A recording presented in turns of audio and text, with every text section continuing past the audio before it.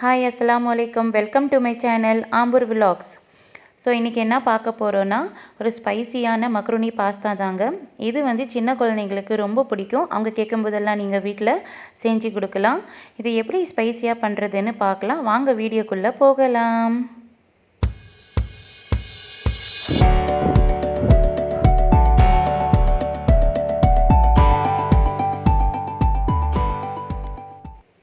ஒரு பாத்திரத்தில் தண்ணி வச்சுருக்கேன்.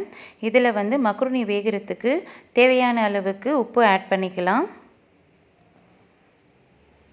ஒரு ஸ்பூன் அளவுக்கு எண்ணெய் கூட சேர்த்துக்கலாம். ஏன்னா அப்போ தான் வந்து மக்ருனி வேகும்போது ஒன்றுக்கு ஒன்றா ஒட்டாமல் வேகும்.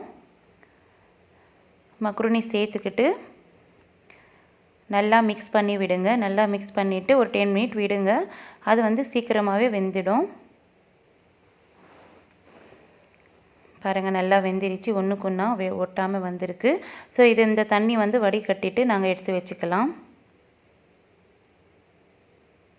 ஸோ வாங்க எப்படி செய்யலான்னு பார்க்கலாம்.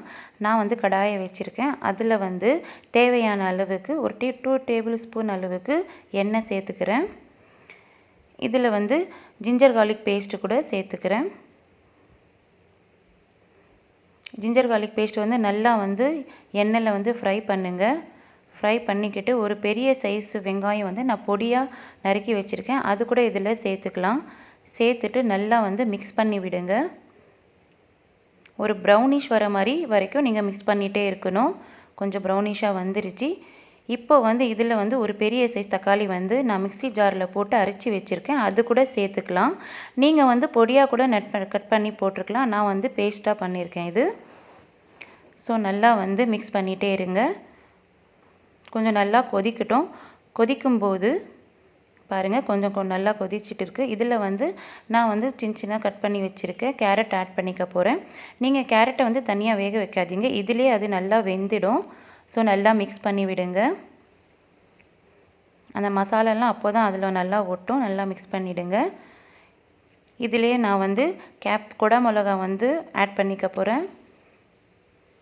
இது வந்து ஆப்ஷன் தான், நீங்கள் வேணால் ஸ்கிப் கூட பண்ணிக்கலாம். நான் ஆட் பண்ணியிருக்கேன். நல்லா வந்து ஸ்பைசியாக இருக்கும். நல்லா மிக்ஸ் பண்ணி விடுங்க. நல்லா மிக்ஸ் பண்ணிவிட்டு இதில் வந்து நான் மிளகாத்தூள் வந்து ஆட் பண்ணிக்க போகிறேன். தேவையான அளவுக்கு கொஞ்சம் உப்பு கூட ஆட் பண்ணிக்க போகிறேன். நான் ஏற்கனவே வந்து மக்ருனி பாயில் பண்ணும்போது அதில் வந்து கொஞ்சம் உப்பு போட்டிருந்தேன். இதில் கூட கொஞ்சம் உப்பு போட்டிருக்கேன். நீங்கள் வந்து டேஸ்ட்டை பார்த்துட்டு ஆட் பண்ணிக்கோங்க.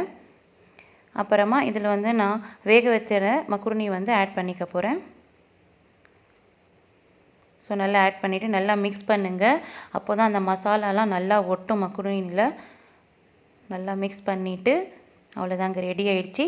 இது நீங்கள் வந்து சர்வ் பண்ணிக்கலாம். ஸோ நீங்கள் வந்து வீட்டில் பண்ணி பாருங்கள். செஞ்சு பார்த்துட்டு குழந்தைங்களுக்கு கொடுங்க. எப்படி வந்துச்சுன்னு எனக்கு கமெண்ட்ஸில் சொல்லுங்கள். எங்கள் சேனலை கூட சப்ஸ்கிரைப் பண்ணுங்கள். தேங்க்யூ.